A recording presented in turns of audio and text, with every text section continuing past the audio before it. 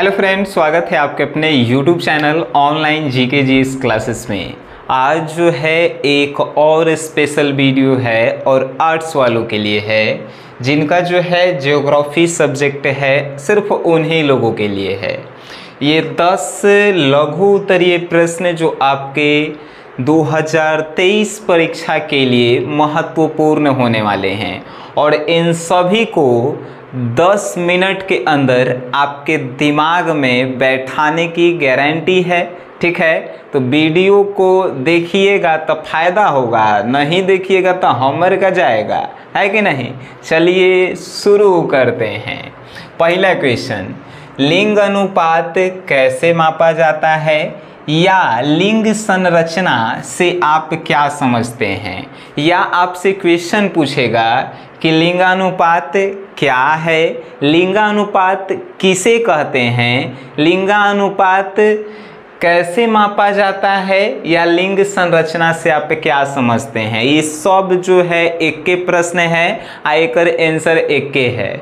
जानते हैं का, तो लिंगानुपात जो है महिलाओं प्रति 1000 पुरुषों की संख्या पर महिलाओं की संख्या का जो होता है अनुपात, उसी को कहते हैं लिंगानुपात।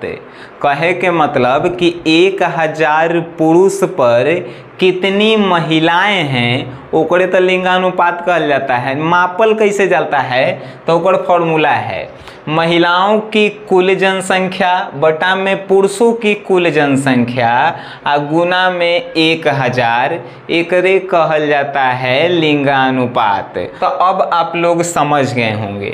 अब दूसरा प्रश्न, आकार के आधार पर उद्योगों को वर्गीकृत कीजिए। उद्योग मतलब होता है बिजनेस, बिजनेस कहें तो दुकान दौड़ी, सब बिहार में इसे कहल जाता है दुकान दौड़ी। तो ये सब आकार के आधार पे के प्रकार के होता है, उसको आप बांटिए। तो उद्योग धंधा जो है आकार के आधार पे 3 प्रकार के होता है। एगो कुटीर उद्योग यानी कि बहुत छोटा उद्योग है, उसके बाद एगो होता है लघु उद्योग और एगो होता है काची तो बृहद यानी कि बड़ा उद्योग। अब कहेंगे सर कि कुटीर उद्योग क्या है, तो कुटीर उद्योग वैसे उद्योगों को कहा जाता है जो घर में घर के फैमिली द्वारा उद्योग किया जाता है। जैसे कहे के मतलब कि घर में मोमबत्ती बनावे के काम, अगरबत्ती बनावे के काम घरे में किया करल जाता है। जैसे पंखा, एगो हाथ से पंखा बनावे वाला आता है, वो सब काम, या चटाई बुनने का काम, ये सब जो है कुटीर उद्योग है, जो घर में बनावल जाता है घर के परिवार द्वारा और बाजार में बेचा जाता है। ठीक है, उसके बाद एक आता है लघु उद्योग। ये लघु उद्योग का होता है, तो इस उद्योग में जो है एगो छोटा सा कारखाना, कारखाना मतलब कि रूम वूम लेके ओकरा में मशीन उशीन लगा के और कुछ जो है सामान का उत्पादन किया जाता है। जैसे छोटा छोटा सामान, जैसे कि हम जो है मान के चले रोटी बनाने का फैक्ट्री लगा दिए, तो वो लघु उद्योग में कहलाएगा। ओकरा में मशीन लगेगा, एगो जगह बढ़िया सा लेवे पड़ेगा, है कि नहीं, तब उसमें कुछ आदमी खटावे पड़ेगा, तो वो जो है लघु उद्योग कहलाएगा। लेकिन घर में रह के घर में जो सामान बना के बाहर बेचल जाता है ओकरा कुटीर उद्योग कहल जाता है। और एगो होता है बृहत मतलब कि बड़ा उद्योग, जेकरा में जो है बहुत सारा स्पेस चाहिए, जगह चाहिए, उसमें बड़े बड़े मशीन चाहिए, बड़ी बड़ी परिवहन की आवश्यकता होती है, बहुत सारे मजदूरों की आवश्यकता होती है। तो उस उद्योग को बड़ा उद्योग या बृहत उद्योग हम लोग कहते हैं। आप लोग समझ गए कि आकार के आधार पर उद्योगों को वर्गीकृत कीजिए। तो आकार के आधार पे उद्योगों को निम्नलिखित तरह से वर्गीकृत किया जाता है। कुटीर उद्योग, लघु उद्योग, बृहत उद्योग, ये सब पढ़े वाला सिस्टम है, कुछ नहीं है। देखिए तीसरा नंबर, निवल बोया गया क्षेत्र तथा सकल बोया गया क्षेत्र में अंतर स्पष्ट कीजिए। क्वेश्चन सुन के दिमाग तनी चकरिया गई होगा, लेकिन आंसर देखिए कितना है। निबल बोया गया क्षेत्र, खेती हमनी के बिहार वाला बढ़िया से हमनी के खेती जानते हैं, है कि नहीं? हमनी के खेती नहीं जानेंगे तो और कौन खेती जानेगा? सकल बोया गया क्षेत्र और निबल बोया गया क्षेत्र। तो निबल बोया गया क्षेत्र तथा सकल बोया गया क्षेत्र में आंसर लिखेंगे तो कैसे लिखेंगे? तो निबल बोया गया क्षेत्र तथा सकल बोया गया क्षेत्र में निम्नलिखित अंतर है। पहला अंतर क्या है? तो निबल बोया गया क्षेत्र जो है वो क्या होता है? तो एक साल में एक बार ही इस क्षेत्र पर फसल उगाया जाता है। निबल बोया गया क्षेत्र में एक साल में एक ही बार एक गो फसल उगाया जाता है। सकल बोया गया क्षेत्र में एक साल में एक से अधिक फसल उगा सकते हैं, है कि नहीं? दूसरा देखिए, निबल बोया गया क्षेत्र देश के कुल भूमि जितना होता है उतना ही जो है फसल उत्पादन करता है, काहे कि साल भर में एक गो फसलें होता है कि नहीं? लेकिन सकल बोया गया क्षेत्र देश में जितना भूमि है उससे अधिक फसल का उत्पादन कर सकता है। समझ गए का एक अंतर था? तो बस यही तो अंतर है। निबल बोया गया क्षेत्र को जो है साल में एक के बार जुताई किया जाता है, सकल बोया गया क्षेत्र को साल में एक से अधिक बार जुताई किया जाता है। जुताई मतलब जानते हैं ना, ट्रैक्टर जो चला के खेत के जोतल जाता है। ये सब नहीं जानेगा सब तो अब कहाँ जानेगा सब। चलिए चौथा नंबर प्रश्न, ध्वनि प्रदूषण के 4 स्रोतों का उल्लेख करें। अब ये सब क्वेश्चन तो हमारा लगता नहीं है कि आपको बताना पड़ेगा। प्रदूषण बहुत प्रकार के होता है, वायु प्रदूषण, जल प्रदूषण, ध्वनि प्रदूषण, पर्यावरण प्रदूषण, इतना मानी है कि नाम मत लीजिए। तो ये ध्वनि मीन्स होता है साउंड। अब इस साउंड प्रदूषण होता है तो ओकर 4 गो स्रोत बताइए कि काची काची से होता है। तो ये सब बतावे वाला बात है। डीजे बजाते हैं आप, ओकरा से प्रदूषण होता है, तो लिखेंगे का डीजे नहीं लिखेंगे, लाउड स्पीकर से। दूसरा का लिखेंगे जब जहाज चलता है, हेलीकॉप्टर चलता है तो देखिएगा फट फट फट फट फट आवाज़ करता है, तो ओकरा से ध्वनि प्रदूषण होता है। तीसरा का होता है, तो तीसरा जब हमने के गरिया चलाते हैं तो ओकर हॉर्नवा पी पाप पू पाप करता है, तो ओकरा से ध्वनि प्रदूषण होता है। उसके बाद एगो चौथा प्रदूषण, जब बड़ा बड़ा उद्योग होता है तो ओकरा में से जो मशीनवा चलते रहता है, जैसे कि जनरेटर, बड़ा बड़ा मशीन चल रहा है, ओकरा से आवाज़वा निकलेगा तो ओकरा से नहीं होगा ध्वनि प्रदूषण, एकदम होगा, है कि नहीं? चलिए 4 को बता दें। मुक्त व्यापार क्या है बताइए? मुक्त व्यापार क्या है आपको बताना है। मुक्त मतलब क्या होता है? आज़ाद। आज़ाद मतलब कि पूरा आज़ाद। तो वैसा व्यापार जो एकदम आज़ादी से किया जाता हो। तो कहिएगा कि ऐसे लिखेंगे तो नंबर मिलेगा? नहीं मिलेगा, रियल में नहीं मिलेगा। ये समझावे ला बोले थे। देखिए हमको लिखना कैसे है। जब 2 देशों के बीच आयात निर्यात, यानी कि हम मान के चलिए कि अमेरिका से हमनी के सामान ले रहे हैं, अमेरिका से हमनी के सामान दे रहे हैं, ले रहे हैं। जब 2 देशों के बीच आयात निर्यात होता है और उस पर एगो सरल टैक्स, मतलब कि छोटा सा एगो टैक्स लगता है कि आप मेरे यहाँ से सामान ले जाइएगा, ले आइएगा, तो आपको एगो छोटा सा टैक्स देना होगा। और वो टैक्स जब देंगे तो कोनो आदमी आपको रोकेगा नहीं कि आप काहे ला ले जा रहे हैं सामान, चाहे काहे ला ले आ रहे हैं। तो उसी व्यापार को मुक्त व्यापार कहा जाता है। जब 2 देशों के बीच आयात निर्यात पर एगो छोटा सा सरल टैक्स लगाया जाता है जिससे व्यापार मुक्त रूप से किया जा सके, ओकरे मुक्त व्यापार कहते हैं। ये सब पढ़े लिखे वाला है क्वेश्चन। चलिए आइए 6ठा नंबर क्वेश्चन, भारत में घटते शिशु लिंगानुपात के 2 कारणों का उल्लेख करें। भारत में लड़कियों की जनसंख्या क्यों घट रही है? 2 गो कारण आपको बताना है। ये सब बताइए कि अब हम बताएंगे तो बढ़िया लगेगा। पहले बता ही दे रहे हैं। पहला, कन्या भ्रूण हत्या। ये क्या होता है? तो ये होता है कि माँ के पेट में ही जो है बच्चे को मार देना, जिसके कारण जो है शिशु लिंगानुपात में कमी आ रही है। दूसरा कि अशिक्षा की ज़्यादा जो है बढ़ रही है, यानी कि शिक्षा की कमी होना।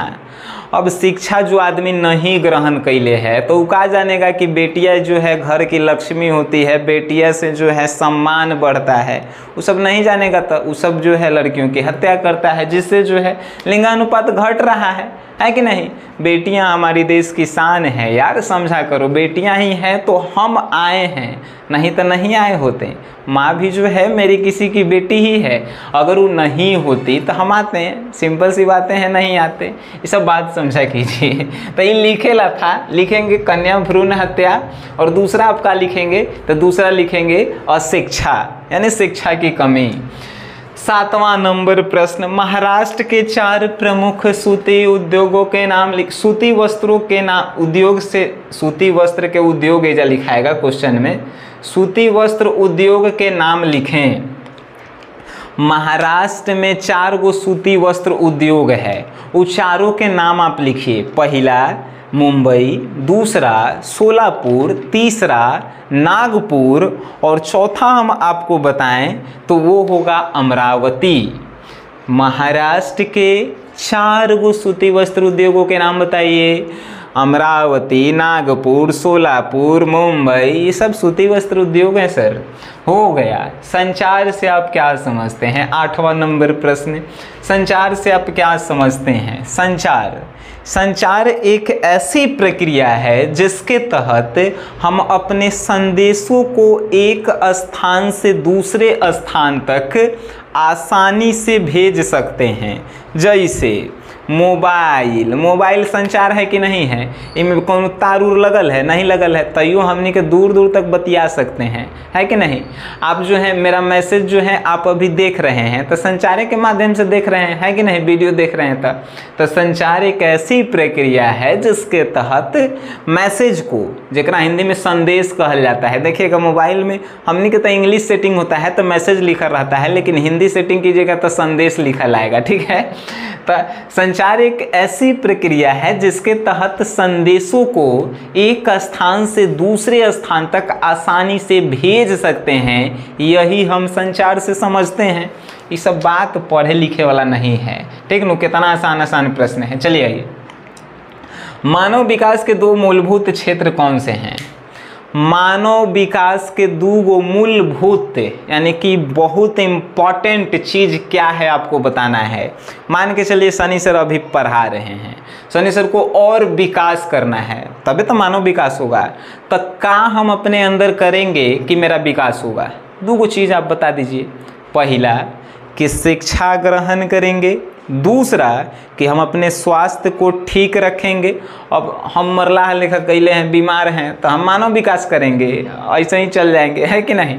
तो स्वस्थ रहेंगे, उसके बाद शिक्षा ग्रहण करेंगे। अब हम पढ़ रहे हैं हिले नहीं या कहेंगे कि हमारा विकास होगा कहीं विकास, पढ़ेंगे तब भी विकास होगा, है कि नहीं। और उसके बाद जो है जितना भी इस दुनिया में संसाधन है उन सभी का धीरे धीरे प्रयोग करना। अगर हम मोबाइल का प्रयोग नहीं करते, आपको हम पढ़ा पाते हैं, इतना विकसित करते नहीं करते। धीरे धीरे अगर लैपटॉप का प्रयोग करेंगे, फिर उसके बाद और कोई सिस्टम आएगा उसका प्रयोग करेंगे। तो मानव विकास के 3 मूलभूत क्षेत्र है। पहला कि शिक्षा ग्रहण कीजिए, दूसरा कि अपना स्वास्थ्य को ठीक रखिए, तीसरा कि आप जो भी संसाधन इस दुनिया में आ रहा है नया नया, उस सब का जो है उपयोग किया कीजिए। सबसे मोस्ट इम्पॉर्टेंट क्वेश्चन और बार बार प्रश्नों में पूछा जाने वाला क्वेश्चन, आप्रवास और उत्प्रवास में अंतर स्पष्ट कीजिए। यानी आप्रवास और उत्प्रवास में क्या अंतर होती है। आज के बाद अगर आप भुला गए तो इस चैनल को अनसब्सक्राइब कीजिएगा और छोड़ के चल जाइएगा, ठीक न। आप्रवास मतलब कि आना, उत्प्रवास मतलब कि जाना। आप्रवास जैसे कि आपके गांव में, गांव से लेते हैं, जब आपके गांव में दूसरे यहाँ से कोई व्यक्ति आकर बसता है और एजे कमा के खाए पिए लगता है, उसको कहते हैं आप्रवास। और जब आपके गांव से कोई व्यक्ति दूसरे जगह जाकर, दूसरे गांव में या दूसरे शहर में जाकर कमाए लगता है, खाए लगता है, वह अपन बाल बच्चा के साथ रहे लगता है, ओकरा उत्प्रवास कहते हैं। समझ गए। तो अब एक किताबी लैंग्वेजेस में कैसे लिखेंगे। अप्रवास और उत्प्रवास में निम्नलिखित अंतर है। पहला, अप्रवास में लिखेंगे कि अप्रवास जो है किसी दूसरे स्थान से अपने स्थान यानी कि हमारे यहाँ आने से होता है। उत्प्रवास यानी कि हमारे यहाँ से किसी दूसरे स्थान के पर व्यक्तियों के जाने से होता है। दूसरा आंसर, अप्रवास में जो है जनसंख्या की वृद्धि होती है। अब हमारे गांव में 10 गो आदमी हैं, एगो कोनो से आके ये जे बस गया, ये जे खाए पी रहेगा, तो जनसंख्या बढ़ा कि नहीं? अब 11 गो हो गया। तो अप्रवास से जनसंख्या की बढ़ोतरी होती है, उत्प्रवास से जो है जनसंख्या की कमी होती है। ये आप कहियो भुलाएंगे सर, अप्रवास और उत्प्रवास में अंतर है कि नहीं? तो ये सब जो जितना भी ज्योग्राफी के क्वेश्चंस हम आपको करवाएं, ऐसे जो है हमारे पास 100 गो प्रश्न है ज्योग्राफी के, सिर्फ शॉर्ट क्वेश्चन। बात सुनिएगा तनी, 100 गो क्वेश्चन है, ठीक है, खाली शॉर्ट क्वेश्चन। उसके बाद 30 गो जो है मेरे पास जो है लॉन्ग क्वेश्चन है, 25 या 30 गो होगा लॉन्ग क्वेश्चन, जो आपके एग्ज़ाम के लिए जो है 2023 में जो एग्ज़ाम देंगे उनके लिए बहुत महत्वपूर्ण है। एगो और प्रश्न कि का इहे में से प्रश्न जो है बोर्ड में आएगा?